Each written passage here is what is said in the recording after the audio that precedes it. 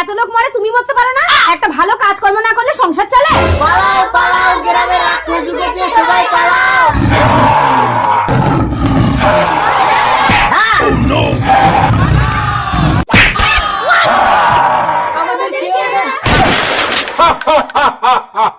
আমার ভয়ে সবাই গ্রাম ছেড়ে পালিয়ে যাচ্ছে।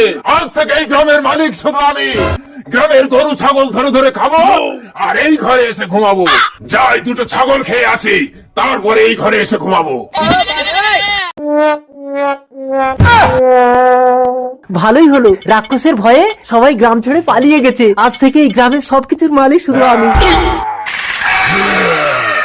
ও বাবা গো, এই তো সে রাক্ষস। ঘরে ঢুকে যাই। এই কে রে আমার ঘরে? তুই কে? আমি রাক্ষস। আমি খাক্ষস।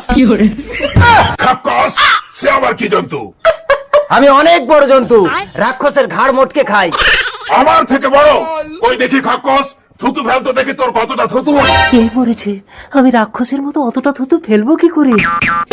হ্যাঁ, এই বালতির ফ্যানটা উঁচু থেকে ঢেলে দেই, তাহলে রাক্ষস ভাববে এটাই আমার থুতু। এতটা থুতু? তার মানে তো খাক্কস অনেক বড় জন্তু। ওই দেখি খাক্কস, তোমার লেজটা বার করো তো। চেটেলে মন্টু, এবার আমি রাক্ষসের মতো লেজ কোথায় পাবো? হ্যাঁ, এই ঘরের খুঁটিটা খুলে গলিয়ে দেই।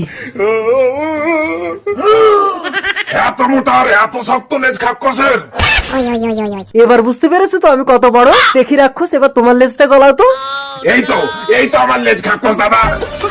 এইবারে রাক্ষস, তোমার লেজে কামড়ে আমি তোমাকে উচিত শিক্ষা দেবো।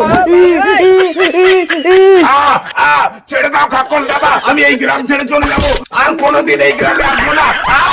তারপর রাক্ষস সেই গ্রাম ছেড়ে নদী পার হয়ে চলে গেল জঙ্গলে। বাড়ি চলো, আমি সেই রাক্ষসকে খাক্ষসের ভয় দেখিয়ে তাড়িয়ে দিয়েছি। তাড়িয়ে দিয়েছো? ওরে আমার খাক্কুস। তারপর থেকে দুই স্বামী স্ত্রী মিলেমিশে থাকে।